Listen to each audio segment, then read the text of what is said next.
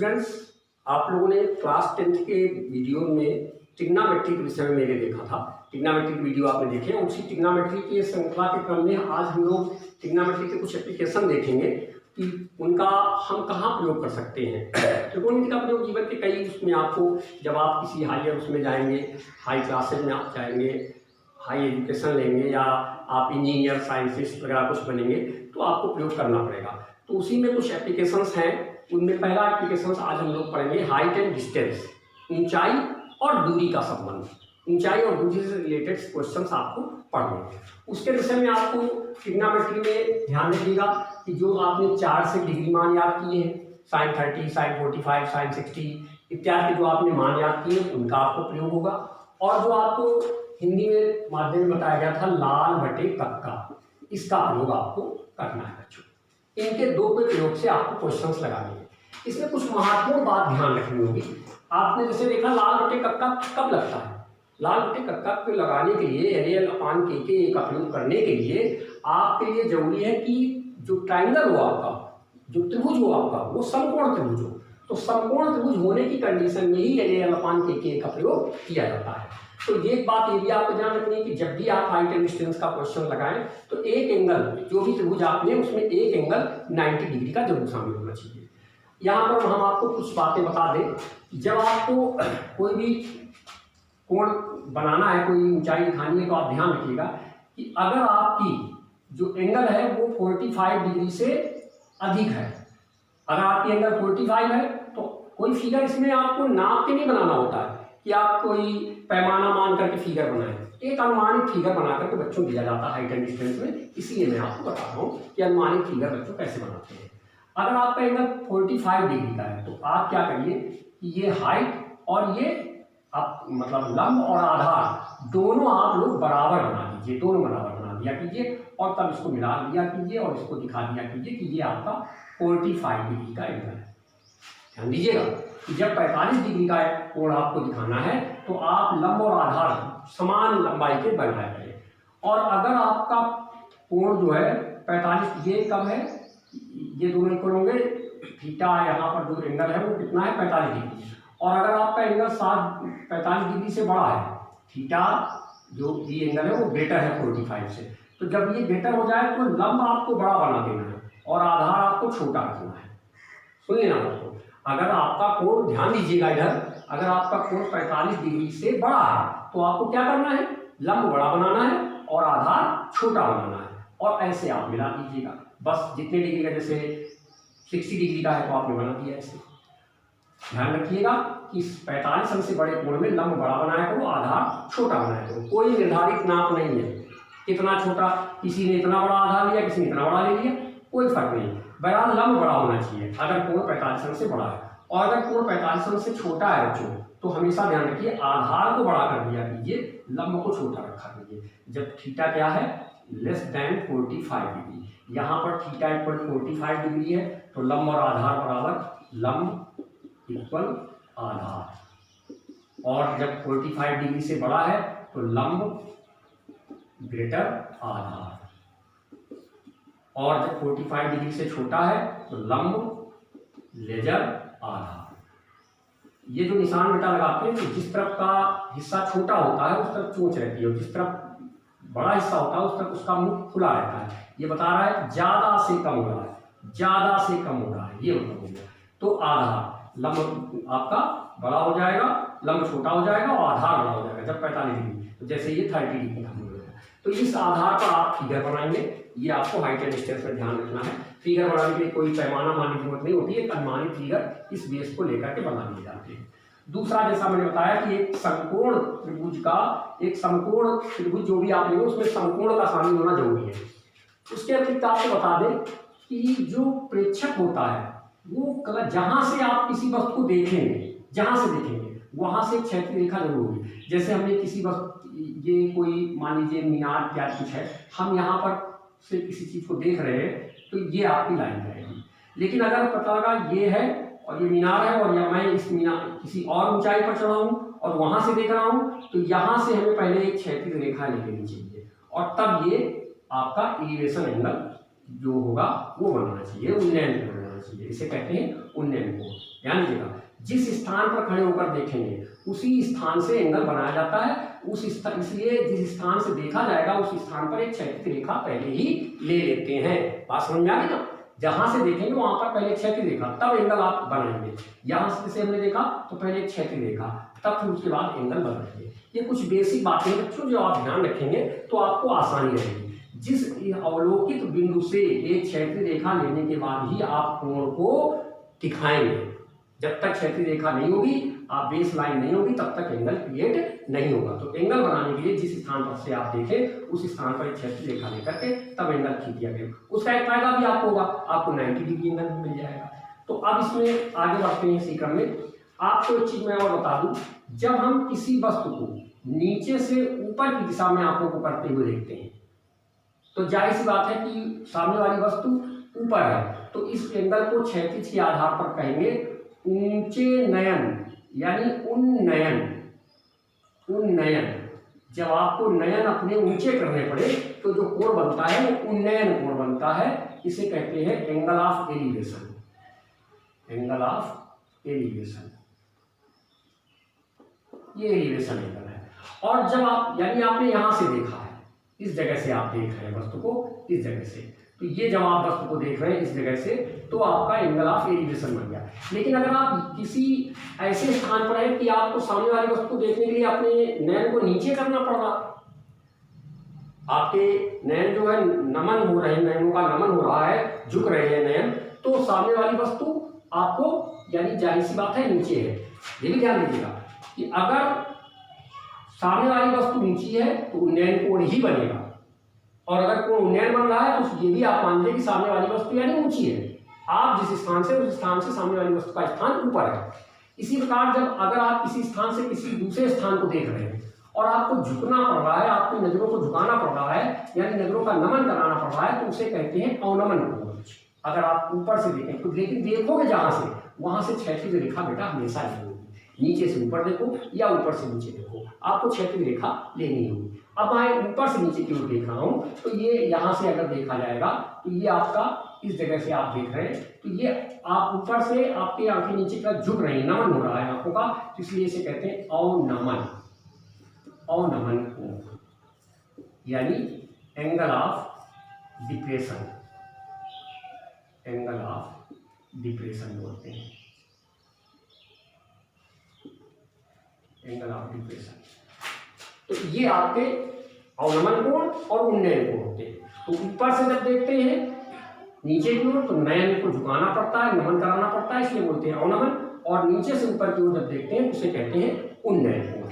अब आपको class 9th में भी आप लोगों ने बच्चों पढ़ा है, आप जानते हैं कि ये दो पैरेलल लाइन है, और पैरेलल लाइन को कोई ट्रांजिटिव लाइन जब कैंसिल करती है तो इसके ये जो एंगल होते हैं जिनको आप लोग कहते हैं एकांतर कोण, तो ये जो अल्टरनेटिव एंगल होंगे ये आपके इक्वल होते हैं। तो इसी क्रम में आप कह सकते हैं अवनमन कोण इक्वल उन्नयन कोण। ध्यान रखिएगा, उन्नयन कोण जो होता है, उन्नयन कोण इक्वल होता है अवनमन कोण के। अवनमन कोण क्यों इक्वल होता है? क्योंकि ये अल्टरनेटिव यानी एकांतर कोण होते हैं, इसलिए जो उन्नयन कोण होगा वो उस अवनमन कोण के बराबर होगा, या जो अवनमन कोण होगा वो उन्नयन कोण के बराबर होगा। तो बच्चों बेसिक बातों को अच्छी तरह से समझने के लिए आप वीडियो को 2 बार आराम से इत्मीनान से देखें तो आपको पूरी बात समझ में आ जाएगी। और चैनल को आप सब्सक्राइब करें और अधिक से अधिक बच्चों को शेयर करें और लाइक जरूर दिया कीजिए आप लोग। देखें इसी क्रम में हम लोग आगे बढ़ते हैं। तो सबसे पहले हम आपको एक्सरसाइज 9.1 एनसीईआरटी की बुक में जो है उसको शुरू करते हैं। एक्सरसाइज 9.1 एनसीईआरटी की बुक से बच्चों मैं ये ले रहा हूँ। एक्सरसाइज है आपकी 9.1।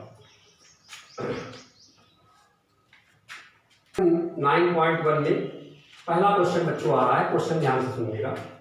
सर्कस का एक कलाकार, सर्कस में काम करने वाले जो लोग नहीं होते हैं, तो जो खेल दिखाया करते हैं सर्कस में, कोई जंप करता है, कोई पोल पे चढ़ता है, तो ऐसा ही एक कलाकार है, एक 20 मीटर लंबी डोर पर चढ़ रहा है। आपने सर्कस में देखा होगा या घरों में आप लोग कहीं कोई चीज़ बांधते हैं तो आप देखते हैं कि डोर को तान करके रखने के लिए अगर आप किसी चीज़ से उसको बांध रहे हैं तो डोर को तान कर रखने के लिए डोर आप ऐसे नहीं बांधते, आप डोर को तिरछा करके बांधते।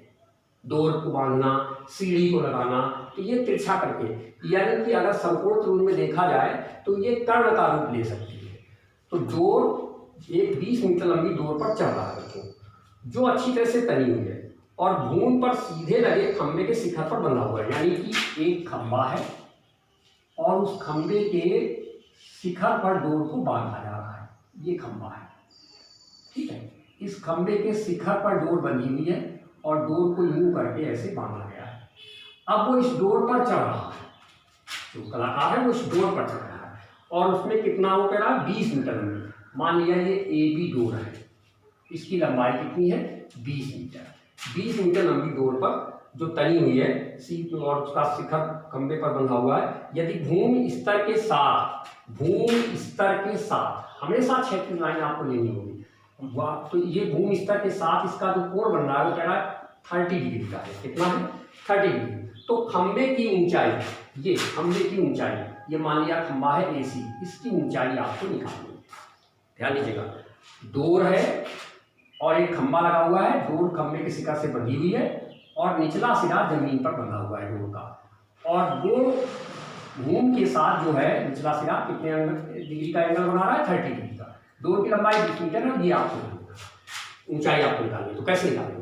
जैसा मैंने बताया कि एक राइट एंगल, ये आपका देखिए अगर ये ट्राइंगल मान लिया तो राइट एंगल है आपका 90 डिग्री एंगल है, तो ये समकोण त्रिभुज हो गया। इस समकोण त्रिभुज में इस न्यून कोण के सापेक्ष, इस न्यून कोण के सापेक्ष आपको ये ऊंचाई निकालनी है बेटा। तो इस ऊंचाई को अगर हमको निकालना है तो आप समकोण त्रिभुज के सापेक्ष देखें कि आपका ये 90 डिग्री है, तो ये आपका कर्ण हो गया, और जो न्यून कोण लेंगे आप वो हमेशा बेस लाइन पर होगा, तो ये आधार हो गया। तो जाहिर है इसके सामने ये आपका लंब हुआ। तो आपको लंब ज्ञात करना है और कर्ण ज्ञात है, तो आपको जो LAL/KK में जो त्रिकोणमितीय अनुपात आपको बच्चों बताए गए हैं, उन त्रिकोणमितीय अनुपात में ऐसा कुछ सोचना है जिसको ज्ञात करना है उसे हमेशा ऊपर रखो। आपको लंब ज्ञात करना है तो ये ऊपर रहेगा, कर्ण ज्ञात है तो ये नीचे रहेगा। तो लंब बटे कर्ण किसका अनुपात है? साइन अनुपात है, यानी इस ट्राइंगल में हम साइन का प्रयोग करेंगे। सबसे पहले हम उल्लेख कर देंगे, माना AB खंबा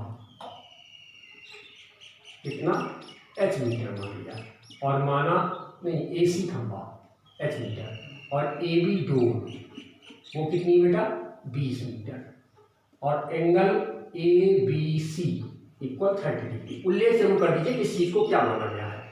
तो आपको खंबे की ऊंचाई निकालनी है, तो त्रिभुज ABC में आप अगर निकालेंगे तो आपको AC निकालना है, तो AC और ज्ञात है AB/AB।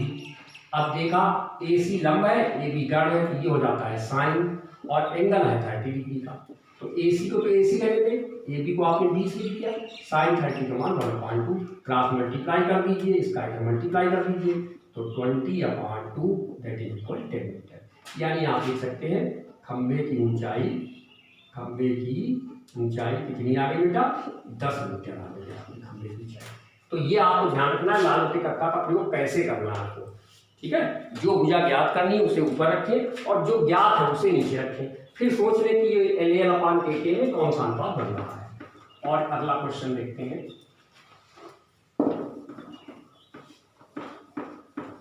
नेक्स्ट क्वेश्चन है आपका, आंधी से एक पेड़ टूट जाता है।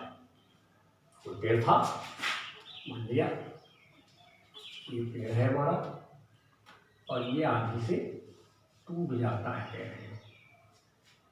आंधी से एक पेड़ टूट जाता है और टूटा हुआ भाग इस तरह मुड़ जाता है कि पेड़ का शिखर जमीन को छूने लगता है और इसके साथ 30 अंश का कोण बनाता है। तो 30 अंश का कोण बना रहा है तो ये बेस लाइन ज्यादा दूर होगी, ऊंचाई कम होगी। ऐसे मान लीजिए, यहां से मान लीजिए ये टूट गया पेड़, ये ऊंचाई टूट गई, ऊपर दिखा दें, यहां से ये टूट गया और ये हिस्सा टूट करके यूं ऐसे आकर के लग गया।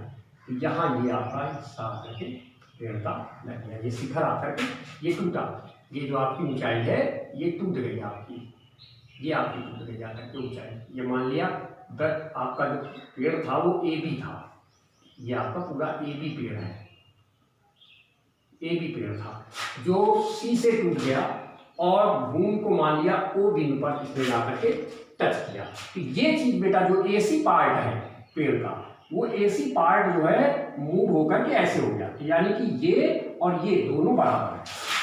समझ में आ गई बात आपको? पेड़ टूट रहा है तो यहां से टूटा, तो ये पार्ट टूट करके ये झुक गया, तो ये और ये दोनों आपके बराबर हो गए। अब इसने इसके साथ एंगल कितना बनाया? 30 डिग्री का। क्या दिया हुआ है? आंधी से एक पेड़ टूटा और टूट करके वो मुड़ जाता है और जमीन पर छूता है, तो वो जो जमीन को छूता है उसके विषय बोल रहा है पेड़ के पार बिंदु की दूरी, जहां पेड़ का शिखर जमीन को छूता है, पेड़ के पार बिंदु की दूरी जहां पर पेड़ का शिखर भूमि को छूता है, उसकी दूरी यहां से यहां तक ओ से बी तक की दूरी कितनी दे रहा है? 8 मीटर है। तो कह रहा है पेड़ की ये कुल ऊंचाई आपको पता करनी है। तो पेड़ की कुल ऊंचाई के बेटा हमको बीसी मालूम होना चाहिए, एसी मालूम होना चाहिए। तो बीसी कहां से निकल आएगी? इस ट्राइंगल से निकल आएगी। बीसी इस ट्राइंगल का, ये 90 डिग्री एंगल है, इस ट्राइंगल का बीसी क्या हुआ? लंब। और मालूम कौन है? आधार। तो एल अपान ए, लंब अपान बटे आधार, यानी टैन का प्रयोग करके हम इसको ज्ञात कर लेंगे। उसके बाद हमें चाहिए एसी। एसी कहां से आएगी?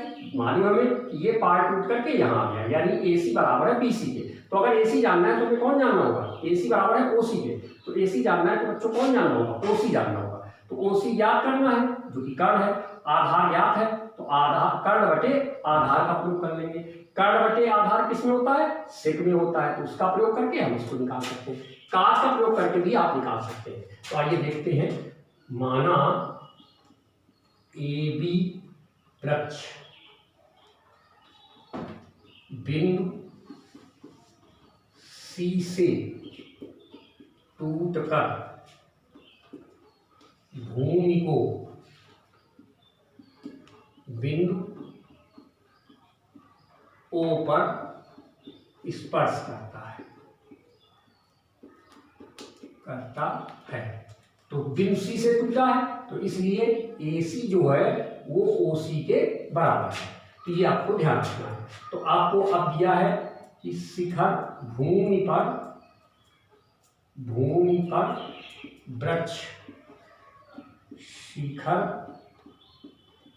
व पार बिंदु की दूरी कौन है? शिखर और पार बिंदु की दूरी O B equal to 8 metre, और एंगल बी ओ सी जो दिया है वो दिया है 30 डिग्री। तो सबसे पहले हम क्या करते हैं? लंब ज्ञात करते हैं, आधार ज्ञात है। तो ट्रायंगल ओ बी सी में, ट्रायंगल बी ओ सी में क्या करिएगा? आपको बी सी ज्ञात करना है और ओ बी आपको बच्चों ज्ञात है। तो बी सी अपान आप ओ बी कर देंगे। बी सी कितना है याद करना है। बी सी है क्या? लंब है। ओ बी क्या है? आधार है। तो लंब बटे आधार ही होता है टैन। त्रिकोणमितीय अनुपात कौन होता है? टैन होता है। और टैन की डिग्री कितनी है? 30 डिग्री। अब बी सी की वैल्यू हमें मालूम नहीं रख लेंगे ऐसे ही आपने। ओ बी की वैल्यू आपको मालूम है टैन 30 का मान 1/√3 क्रॉस मल्टीप्लाई कर दीजिए। बी सी आपका आ गया 8/√3 पार लेते हैं। इसके बाद आपने ले लिया ओ सी आपको ज्ञात करना है। ओ सी अपान ओ बी, ठीक है। तो अब ओ सी कर्ण है, ओ बी आधार है। कर्ण बटे आधार आप लिख सकते हैं सेक, या आप चाहें तो आप ऐसा भी लिख सकते हैं ओ बी अपान ओ सी, काज में निकाल सकते हैं। आधार बटे कर्ण equal to cos theta. Theta कितना है? 30 डिग्री। ओ बी आपको मालूम है 8, ओ सी ऐसे रहेगा। कास 30 का मान कितना होता है? कास 30 का मान √3/2 क्रॉस मल्टीप्लाई करा दीजिए। इसका हो गया 8 2 जा 16 अपान इंटू √3 ओ सी। अब ये √3 आ गया अपान में, तो ओ सी इक्वल टू हो गया 16/√3। तो ये आपका ओ सी निकल रहा है। और ओ सी किसके बराबर है? ए सी इक्वल टू ओ सी। तो ए बी जो वृक्ष की लंबाई है वो हो गई आपकी ए सी प्लस बी सी। तो ए सी कितना है आपका? ए सी ओ सी के बराबर है, जो कि आपकी 16/√3 है। 16/√3 16/√3 प्लस बी सी बच्चों हो गई 8/√3, ठीक है। तो ये एलसीएम समान है आपका। तो 16 और 8 आपके 8 हो गए। तो ए बी इक्वल टू हो गया 24/√3। अब इसमें आप देखिए क्या कर सकते हैं, जब आपका ए बी आ गया बेटा 24/√3, तो ये आप देखें कि ये 24 जो है 3 से डिवाइड होता है, इसमें √3 का ऊपर नीचे मल्टीप्लाई कर दें, 24/√3 √3 ऊपर तो हो गया 24/√3 और नीचे √3 का हो गया 3 से डिवाइड कर दीजिए, ए बी आपका आ गया 8√3। तो इस तरीके से आपकी वृक्ष की ऊंचाई आ गई। आप घोषित कर लीजिए वृक्ष की ऊंचाई कितनी आ गई 8√3 मीटर। तो जो वृक्ष था वो यहाँ से टूट करके ऐसा मूव कर गया इधर की ओर, तो AC ही बेटा OC है। तो वृक्ष की पूरी लंबाई जानने के लिए BC और OC निकालनी होगी, तो BC और OC ऐड हो जाएंगे तो पूरा आपका AB वृक्ष की लंबाई प्राप्त हो जाएगी 8√3। आप चाहें तो √3 का यहाँ मान रख दें 1.732 मीटर, मल्टीप्लाई कर दीजिए, तब भी आपका मान आप घोषित कर सकते हैं।